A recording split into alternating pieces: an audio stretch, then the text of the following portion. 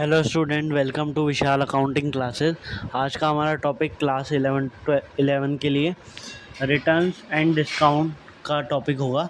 Returns का मतलब होता है जब हम गुड्स परचेज करते हैं, तो जब हम उनको रिटर्न करते हैं तो वो होता है परचेज रिटर्न।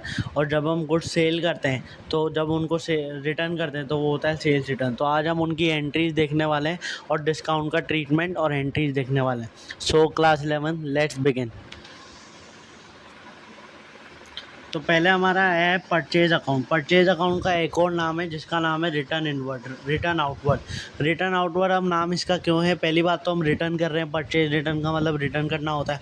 आउटवर्ड मतलब जब हम गुड्स रिटर्न कर रहे हैं तो परचेजर के बाहर, बिजनेस से बाहर जा रहा है। बिजनेस से जब हम रिटर्न करेंगे गुड्स को तो किसके पास जाएगा? मैन्युफैक्चरर या फिर डीलर के पास जिससे हमने गुड्स लिए थे।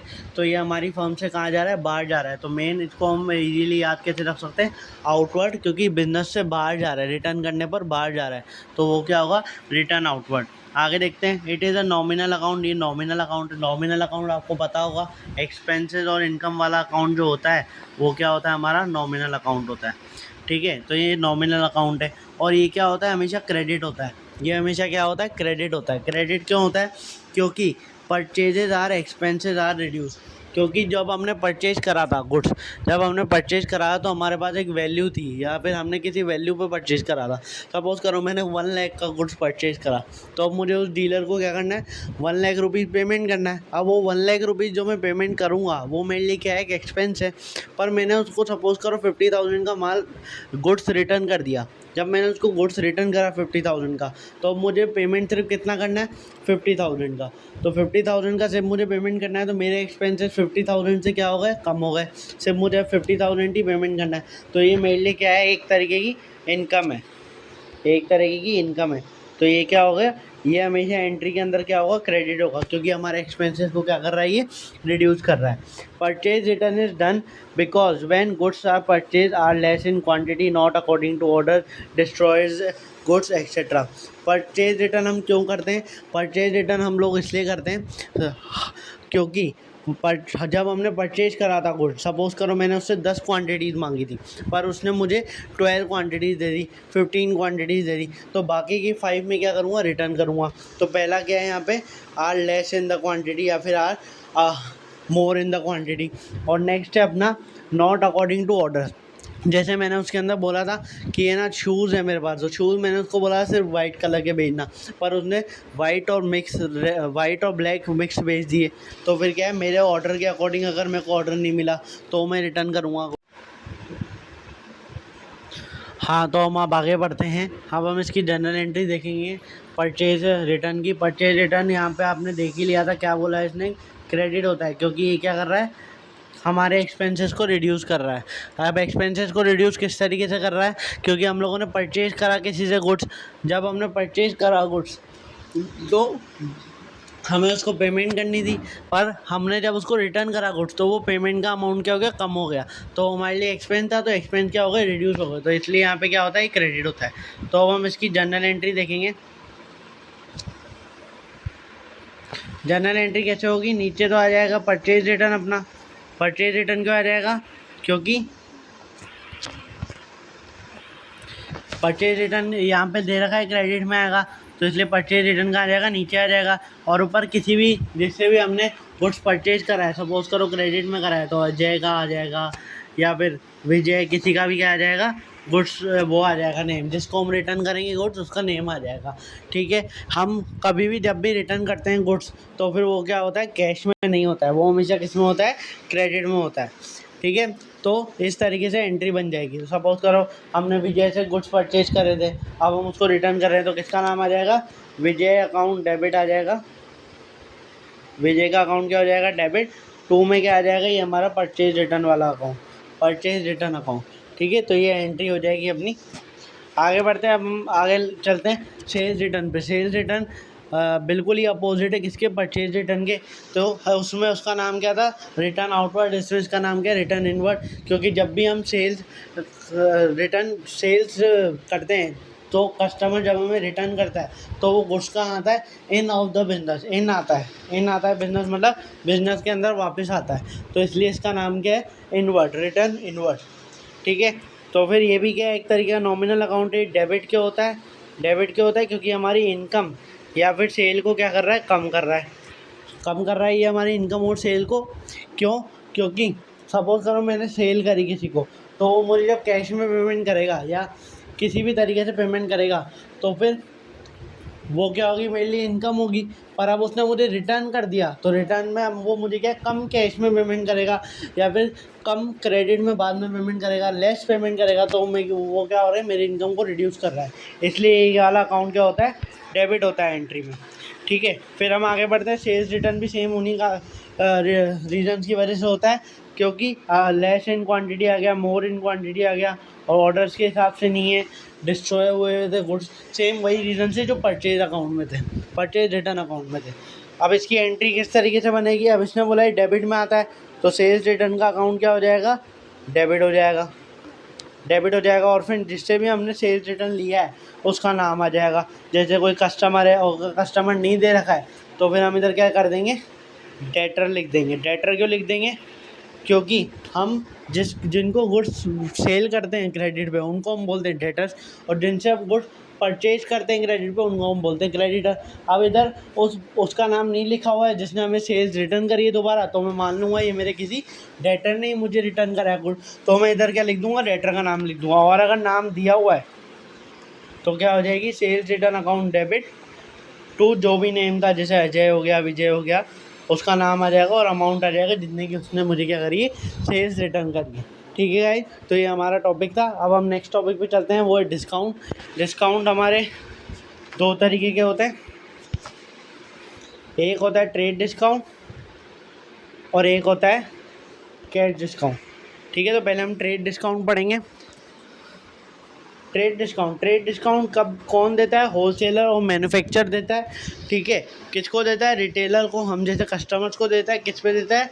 फिक्स परसेंटेज पे देता है। और फिक्स परसेंटेज पे किस पे देता है? Listed price of goods. अब फिक्स परसेंटेज का मतलब यहाँ पे क्या है, जैसे 10% उसने हमें ट्रेड डिस्काउंट दिया, 12% दिया, 15% दिया। ठीक है, और लिस्टेड प्राइस ऑफ गुड्स का मतलब क्या है, जैसे कि उसके जिस प्राइस पे लिस्ट हुआ हुआ होगा। लिस्ट का मतलब क्या है, जितने में वो हमें सेल करेगा। जैसे कि 1 लाख के गुड्स थे, तो 1 लाख क्या हो गई, लिस्टेड प्राइस हो गई। 2 लाख के गुड्स थे, और 2 लाख क्या हो गई, लिस्टेड प्राइस हो गई। ठीक है गाइस, और ये कब मिलता है, जब गुड्स परचेज करे हो हम लोगों ने बल्क में। जैसे मैंने उससे गुड्स किस में परचेज करे, 100 क्वांटिटी, 200 क्वांटिटी, ऐसे बल्क में परचेज करे। सिंगल यूनिट में नहीं, सिर्फ 1 यूनिट में नहीं, बल्क में परचेज करे। 100 यूनिट्स, 200 यूनिट्स परचेज करी, तब क्या वो मुझे याला डिस्काउंट देगा, trade discount. This discount is allowed both on credit as well as cash transaction. ये डिस्काउंट दोनों क्रेडिट हो या फिर कैश ट्रांजेक्शन हो। जैसे मैंने उससे क्रेडिट में गुड्स परचेज करा, तब भी मुझे क्या मिलेगा, डिस्काउंट मिलेगा, क्योंकि मैंने बल्क में परचेज करा है। अगर मैंने उससे कैश में परचेज करा, तब भी मुझे डिस्काउंट मिलेगा, क्योंकि मैंने बल्क में परचेज करा है।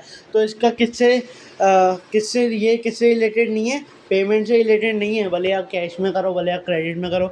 ये किससे रिलेटेड है, ये परचेज से रिलेटेड है, कि मेन आप परचेज कितनी कर रहे हो, 100 यूनिट, 200 यूनिट, 300 यूनिट्स, तो उस हिसाब से आपको क्या मिलता है, ट्रेड डिस्काउंट अवेलेबल होता है। Are not no separate entry is pass for the trade discount. Trade discount के लिए कोई सेपरेट एंट्री नहीं पास होती है। वो जो हमारी परचेज की एंट्री होती है, purchase account debit to cash account, है परचेज अकाउंट डेबिट टू किसी का भी नाम आ जाता है, वही सेम एंट्री रहती है। उसके अंदर कोई भी एडिशन नहीं होता है, कोई सेपरेट एंट्री ट्रेड डिस्काउंट की नहीं पास होती है। भले आप सेल्स की भी करोगे तो cash discount, cash account debit to sales, वही सेम ही एंट्री रहेगी। ठीक है, as it is deducted from the memo और इनवॉइस ऑफ द गुड्स। क्योंकि किस में डिडक्ट होता है, कैश मेमो और इनवॉइस ऑफ द गुड्स में से। मतलब जो वो आपको बिल बना के देगा उसमें से क्या होता है, ये पहले से ही लेस हुआ होता है, तो इसकी कोई एंट्री हम लोग पास नहीं करते।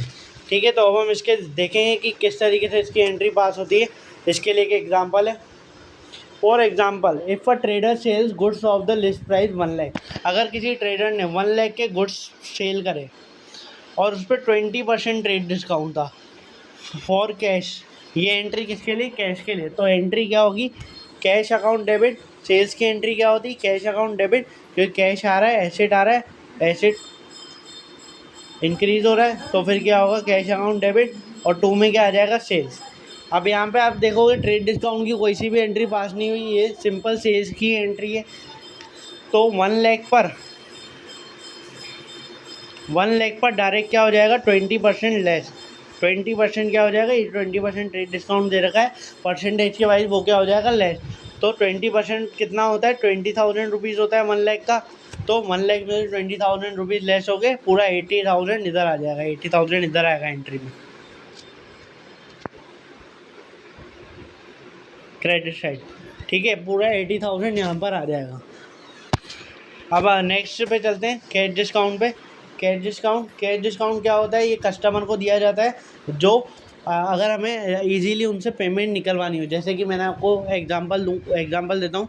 जैसे कि फॉर एग्जांपल मैंने किसी को सेल करा गुड्स, अब वो मुझे पेमेंट ही नहीं कर रहा है, उसने क्रेडिट पे गुड्स ले गया और मुझसे, अब वो मुझे पेमेंट ही नहीं कर रहा है, तो मैं उसको थोड़ा जल्दी कैश पेमेंट करने के लिए एक डिस्काउंट देता हूँ, उसका नाम होता है कैश डिस्काउंट। जैसे मैंने उसको बोला कि अगर आप मुझे विदिन 2 डेज़ के अंदर अगर आप मुझे पेमेंट करते हैं तो आपको 20% कैश डिस्काउंट मिलेगा। तो कैश डिस्काउंट की बात सुनकर वो क्या करेगा, जल्दी मुझे 2 डेज़ के अंदर पेमेंट कर देगा, क्योंकि उसके क्या बच रहा है, पैसे बच रहे हैं। इसलिए ये कब दिया जाता है, जब हमको किसी को बोलना हो कि आप हमें अर्ली पेमेंट कर दो। ठीक है, प्रॉम्प्ट और अर्ली पेमेंट के। In other words cash discount is allowed only when the customer make the payment with in fix period. Cash discount तभी अलाउड होता है जब कस्टमर क्या कर दे, पेमेंट कर दे फिक्स पीरियड के अंदर। जैसे मैंने उसको बोला विद इन 2 डेज़, सिर्फ 2 डेज़ के अंदर अगर आप मुझे पेमेंट करते हैं तो आपको कैश डिस्काउंट मिलेगा। तो वो अगर 2 डेज़ के अंदर ही मुझे पेमेंट करता है तभी उसको क्या प्रोवाइड होगा, कैश डिस्काउंट प्रोवाइड होगा। Such discount motivate the customer to make the payment at the earliest. ये डिस्काउंट क्या करता है, मोटिवेट करता है कस्टमर को कि वो जल्दी क्या करे, पेमेंट करे, अर्लीस्ट पेमेंट करे। As the discount is allowed at the time of making payment. जब डिस्काउंट कब अलाउड होता है, जब पेमेंट क्या कर दिया गया हो, जब पेमेंट हम कर रहे हो। So the entry of cash discount is recorded. तो इसलिए क्या होता है, ट्रेड डिस्काउंट की एंट्री नहीं हो रही थी रिकॉर्ड, पर यहाँ पर क्या होता है, कैश डिस्काउंट की एंट्री रिकॉर्ड होती है एक साथ। मतलब उसी सेल्स वाली एंट्री के साथ एक और एंट्री रिकॉर्ड होती है, वो होती है कैश डिस्काउंट की एंट्री।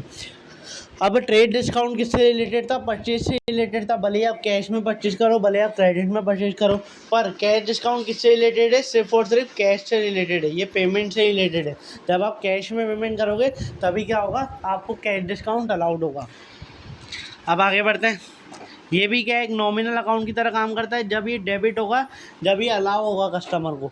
इसका मतलब क्या है कि जैसे कि मैंने सेल्स करी और मैंने अपने कस्टमर को, अभी मैंने आपको एग्जांपल दिया कि मैंने उसको डिस्काउंट दिया 20% का कैश डिस्काउंट, कि अगर आप 2 डेज़ के अंदर पेमेंट कर देते तो आपको कैश डिस्काउंट मिलेगा 20% का।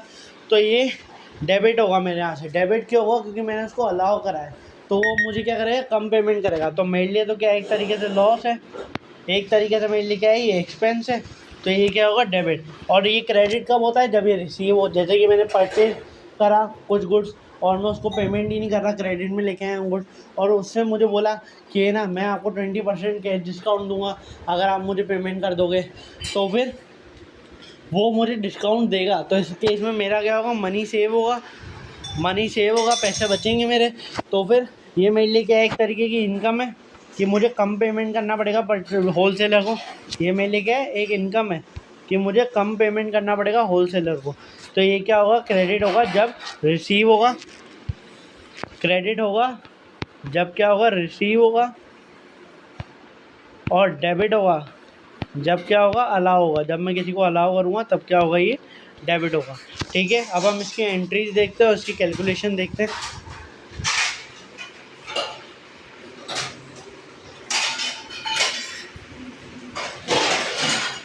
ठीक है, तो ये रहा कैश डिस्काउंट की कैलकुलेशन होती है कुछ।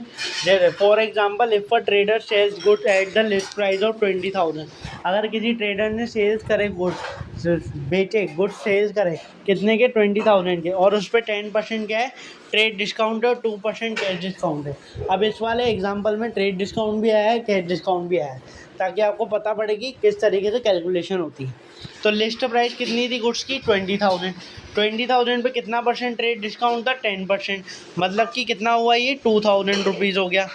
अब इसमें जब हमने 2,000 रुपीज़ लेस करके कितने का हो गया, ये 18,000 रुपीज़ का क्या हो गया, गुड्स हो गया।